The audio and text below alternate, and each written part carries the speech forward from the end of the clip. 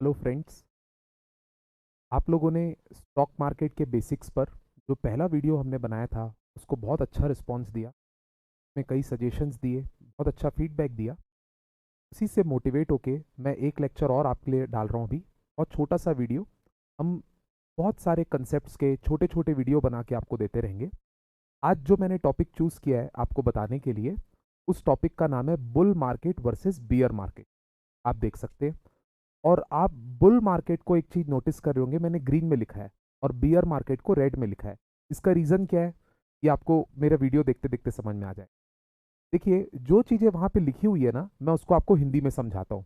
पहले पॉइंट में मैंने ये लिखा है कि जो शेयर मार्केट है वो अपनी वॉलेटिलिटी के लिए जाना जाता है। उसमें बहुत उतार चढ़ाव आते हैं। अगर आप अपने सीनियर्स से बात करेंगे, अपने पापा से बात करेंगे, अपने भैया से बात करेंगे, तो कभी भी शेयर मार्केट का नाम सुनते साथ लोगों को ये दिखता है, ये समझ में आता है कि इसमें उतार चढ़ाव बहुत तेज होता है। तो बेटा वही वही पहला पॉइंट मेरा बता रहा है कि स्टॉक मार्केट के दो टाइप के फेज होते हैं, दो टाइप के दौर होते हैं, दो टाइप की सिचुएशन होती है। एक को बोलते हैं बुल मार्केट और एक को बोलते हैं बियर मार्केट। अब बुल मार्केट क्या होता है, आप इमेज में देख सकते हैं। एक ट्रेडर स्टॉक मार्केट में ट्रेडिंग करते हुए बड़ा एक्साइटेड है, खुश है, और वो चीज बुल मार्केट है। क्यों बुल मार्केट है? क्योंकि पहले पॉइंट में मैंने क्या समझाया, देखिए नीचे। बुल मार्केट एक ऐसी सिचुएशन होती है जहां पे इन्वेस्टर बड़ा कॉन्फिडेंट फील करता है, वो बड़ा ऑप्टिमिस्टिक रहता है, और वो पॉजिटिव एक्सपेक्टेशन रखता है शेयर्स से। उसको हमेशा लगता है, सारे इन्वेस्टर फ्रेटर्निटी को लगता है कि स्टॉक प्राइसेस अप्रिशिएट होने को है। तो सब लोग बड़े ऑप्टिमिस्ट रहते हैं, बाइंग बहुत होती है शेयर्स में, और शेयर का रेट ऊपर जाता है। तो सेकेंड लाइन में मैंने लिखा है, the optimism in the market tends to drive the stock prices up in the short span of time. मतलब कम समय में स्टॉक प्राइजेस ऊपर की तरफ जाते हैं, शूट अप करते हैं, लोगों को बहुत मुनाफा होता है। आगे थर्ड पॉइंट में लिखा है कि ये जो बुल मार्केट है, यानी तेजी, हिंदी में इसको तेजी बोलते हैं, ये चीज केवल शेयर्स के प्राइजेस पे नहीं बल्कि हर असेट क्लास पे होता है। प्रॉपर्टी में होता है, गोल्ड के प्राइजेस में होता है, ऑयल के प्राइजेस में होता है, इवन एग्री कमोडिटीज के, चना दाल, ये सब में भी चीजों में प्राइजेस अप या down, bull market beer market उसमें भी प्रिवेल करता है। उसके बाद की लाइन में मैंने लिखा है, the person who expect the prices to rise is called bull. वो व्यक्ति जो ऑप्टिमिस्ट रहता है, जो शेयर के प्राइजेस को ऊपर जाता हुआ देखता है, उसे बुल बोलते हैं। And the people following him and buying those stock which the bull has bought are called herd, HERD। भाइयों, मैं एक व्यक्ति से आपको मिलाता हूँ। ये देखिए, ये व्यक्ति को देखिए आप। ये व्हाइट शर्ट में जो पर्सन बैठा हुआ है, ये राकेश झुनझुनवाला इनका नाम है। ये बिग बुल ऑफ इंडिया के नाम से जाने जाते हैं। और इन्होंने अपने ट्रेडिंग करियर में, 20-30 साल के करियर में, 30 साल के करियर में 1 लाख रुपए को तकरीबन 6,000 करोड़ रुपए बनाए हैं।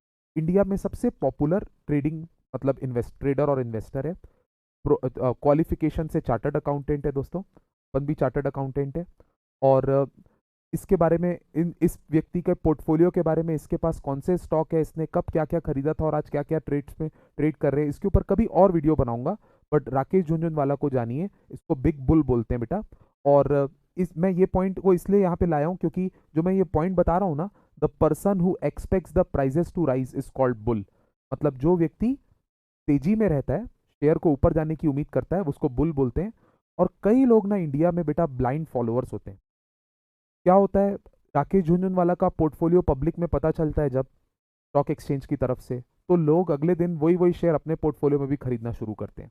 Which is not very very intelligent thing to do, because उसका रिस्क एपेटाइट अलग है और अपना रिस्क एपेटाइट अलग है। पर जो लोग ऐसे ब्लाइंड फॉलोइंग करते हैं ना, जिसको हिंदी में भेड़ चाल बोलते हैं, तो इंग्लिश में बोलते हैं हर्ड, HERD। ये सब वर्ड्स आपको मैं थोड़े सिखा रहा हूँ, बेसिक्स है क्योंकि। इसके बाद देखिए, bull market is also called as bull run. मतलब बुल मार्केट, हिंदी में इसको तेजी का मार्केट बोलते हैं, इसको बुल रन भी बोलते हैं। But important thing to understand is that this bull market does not last forever. हमेशा जिंदगी में बुल मार्केट नहीं चलता, इसके बाद मंदी भी आती है, डाउन टर्न भी आता है, और उसमें नुकसान भी होते हैं। अब हमारे इंडिया में बुल मार्केट कब आया था? Example of bull market, Indian stock market were on bull run from April 2003 to January 2008। मतलब आज से 10-15 साल पहले ये बुल मार्केट आया था। लगभग 4 साल ये बुल मार्केट चला था, 5 साल चला था। और इस दौरान सेंसेक्स का वैल्यू 2900 पॉइंट से बढ़कर 21,000 पॉइंट्स तक पहुंच गया था, विच इज ऑलमोस्ट 7 टाइम्स। मात्र 4 साल में असेट की वैल्यू 7 टाइम्स बढ़ गई थी, which has never happen before in Indian capital market. तो वो एक बुल मार्केट का दौर था बेटा, समय मैं स्कूल में हुआ करता था, बहुत ज़्यादा तेजी थी उस समय। अब भाइयों सिक्के का दूसरा पहलू समझते हैं, बियर मार्केट। इसमें देखिए एक ट्रेडर डिसअपॉइंटेड बैठा हुआ है। ये क्यों होता है, इसके बारे में थोड़ा पढ़ते हैं। बैड इकोनॉमी मतलब अर्थव्यवस्था की बुरी स्थिति जब होती है, इन्वेस्टर के प्रति नकारात्मकता आ जाती है, पेसिमिज्म आ जाता है, तो उससे स्टॉक प्राइजेस नीचे की तरफ जाते हैं, और ऐसे सिनारियो को बियर मार्केट बोला जाता है। दूसरी बात पॉइंट में मैंने लिखा है कि ये हमारे देश की इकोनॉमिक कंडीशन या वर्ल्ड की इकोनॉमिक कंडीशन खराब होने के कारण होता है।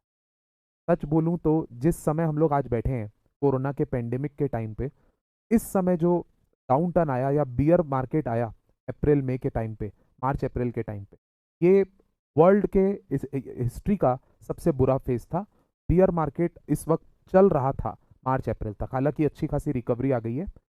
तो ये इसलिए आता है क्योंकि वर्ल्ड या कंट्री में पूरा इकोनॉमिक कंडीशन चल रहा होता है। आगे लिखा है it may read to recession in the economy. अगर बियर मार्केट कंटिन्यू रहा ना तो इससे हमारे अर्थव्यवस्था में मंदी छा जाती है, पूरे अर्थव्यवस्था में। बियर मार्केट में apply to other investment like commodity currency also. तो कमोडिटीज, करेंसीज, रियल एस्टेट सब में बियर मार्केट आ सकता है अगर लंबे समय तक मंदी रहे तो। अब एक चीज और सुनिए, बढ़िया चीज है। In bear market investor stay away from making new investment.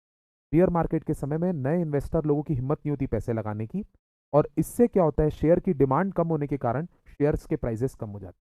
But भाइयों जो अक्लमंद इन्वेस्टर होते हैं ना, जिनको बहुत एक्सपीरियंस होता है ना कैपिटल मार्केट का, वो लोग क्या करते हैं, वो इसी समय पैसे डालने की कोशिश करते हैं। देखिए नए पॉइंट में मैंने क्या लिखा है, कंटिन्यूस ड्रॉप इन प्राइजेस, मतलब जब जब शेयर का रेट लगातार गिरता है तो उससे इन्वेस्टर का कॉन्फिडेंस जो है ना डगमगा जाता है, और कई बार इन्वेस्टर लॉस में अपने शेयर बेच देते हैं। ये इमेच्योर इन्वेस्टर है, थोड़े से इमेच्योर। लंबे समय तक रुकना चाहिए अगर अच्छी कंपनी हो तो, but it is a great time to add quality stocks for long term during bear phase. तो जो एक्सपीरियंस्ड इन्वेस्टर होते हैं वो बियर फेज के दौरान, मंदी के दौर में अच्छे अच्छे शेयर को अपने पोर्टफोलियो में डाल के खरीद के रखते हैं। Bear market can some time lead to unemployment, recession and other economic crisis. ज़्यादा समय तक बियर मार्केट चलता है ना तो फिर मंदी छा जाती है, बेरोजगारी होती है, और इकोनॉमिक क्राइसिस भी होते हैं, जैसे इस वक्त वर्ल्ड की कई कंट्रीज में चल भी रहा है। एग्जाम्पल ऑफ बियर मार्केट, इसमें मैंने अभी का एग्जाम्पल डाला है। इंडियन स्टॉक मार्केट में आज तक का सबसे बड़ा बियर मार्केट अभी इस वक्त देखा गया मार्च 2020 के बीच में, मार्च 2020 से लेके मई 2020 के बीच में, मार्च से लेके मई के बीच में बेटा, मार्च और मई के बीच में। और इस दौरान सेंसेक्स जो है वो 42,000 से गिरकर 25,000 तक आ गया था एक टाइम पे, सिर्फ 1.5 से 2 महीने के टाइम स्पेन। तो ये पेंडिंग जो मैंने लिखा है ये पेंडेमिक है, तो ये बहुत खतरनाक दौर था। अब एक स्पेशल नोट मैंने बेटा आपको बताने की कोशिश की है प्रैक्टिकल लाइफ में, ये तो थ्योरेटिकल कंसेप्ट हो गया। मैंने इस पॉइंट में ये बताया कि बुल मार्केट था कि बेयर मार्केट था, ये सब चीज़ों को ग्राफ में प्लॉट करना बहुत आसान है, राइट। जब ये चीज़ें हो जाती है तब पता चलता है इंसान को कि बुल मार्केट चला था कि बियर मार्केट चला था। बट बुल मार्केट को प्रिडिक्ट, तो बुल मार्केट और बेयर मार्केट को प्रिडिक्ट नहीं कर सकते। इसीलिए जो एक एडवाइस होती है ना हमेशा, जो कई किताबों में पढ़ने के बाद मैं आपको शेयर कर रहा हूँ, वो ये है, या मेरे सेल्फ एक्सपीरियंस से भी मान लीजिए, कि कभी भी कैपिटल मार्केट में अगर शेयर्स के रेट डाउन जाते हैं कोई बिग रीजन से, जैसे अभी पेंडेमिक चल रहा है, तो किसी भी व्यक्ति को उस टाइम पर लॉन्ग टर्म के लिए कुछ पैसे लगाने चाहिए, और अच्छी अच्छी कंपनियों में लगाने चाहिए जिसको बिजनेस के बारे में आप जानते हैं। अब भाइयों मैं इस पर्सन को यहाँ पे, वॉरेन बफेट नाम है इन जेंटलमैन का, ये पूरे वर्ल्ड में कैपिटल मार्केट के पॉइंट ऑफ व्यू में के वर्ल्ड में सबसे सक्सेसफुल पर्सन है। इनकी बुक्स बेस्ट सेलर है।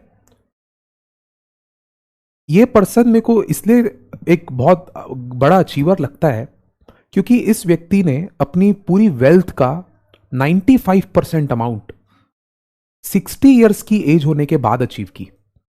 He is right now 90 years old, but कैसे हम लोग की एक मान्यता रहती है कि रिटायर होने के बाद कोई इनकम जनरेट नहीं होती. Now this person is one among the top 10 richest person of world, and this person has created almost his wealth after the age of 60. So he is an exception to many rules.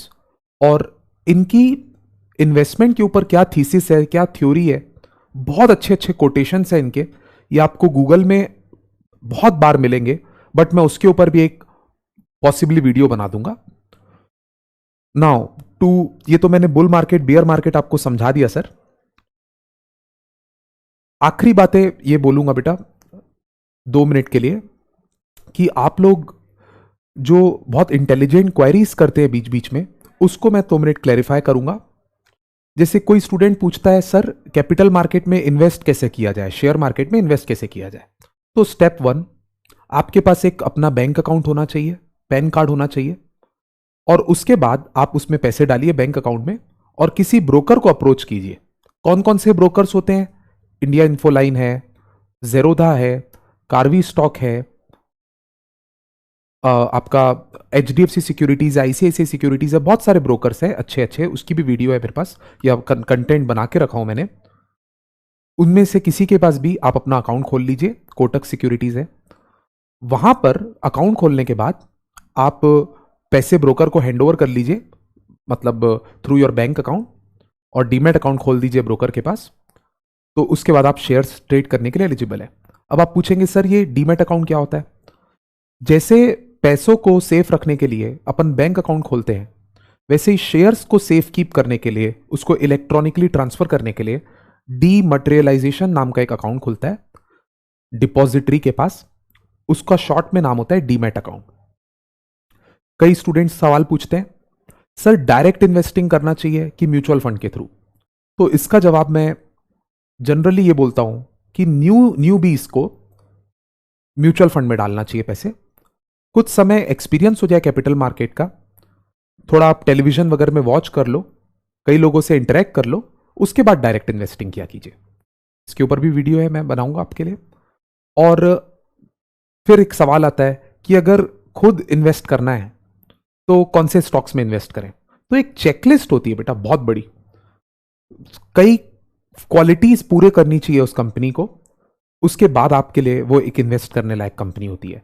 जैसे company का बहुत पुराना track record होना चाहिए, company का sound management होना चाहिए, company का अच्छा डिविडेंड पैटर्न होना चाहिए, कंपनी जिस सेक्टर को बिलोंग करती है वहां गवर्नमेंट रेगुलेशन कम होने चाहिए.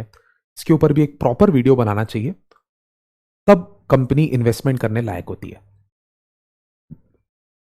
उसके बाद क्वेश्चन पूछते हैं कई लोग, सर कैपिटल मार्केट में इन्वेस्ट करने से लॉसेस को कैसे अवॉइड किया जा सकता है. तो कुछ 11-12 रूल्स मैंने लिख के रखे आपके लिए. उन रूल्स को फॉलो करेंगे ना अगर, तो जितना स्टॉक मार्केट फॉल होगा आपका लॉस उससे कम होगा. You will always out perform the market. या जितना कैपिटल मार्केट ऊपर जाएगा आपका पोर्टफोलियो चांसेस है ज्यादा अच्छा परफॉर्म करेगा. तो आपके ऐसे सजेशंस आते रहते हैं ना, तो मेरे को अगले वीडियो का कंटेंट मिलता है. मैं सोचता हूं किस चीज के ऊपर वीडियो बनाऊं. सो बेटा आज के लिए ये बुल मार्केट बेयर मार्केट समझाया हूं. अगले वीडियो में और कुछ इंटरेस्टिंग चीज आपको समझाऊंगा. Good bye for now. Thank you.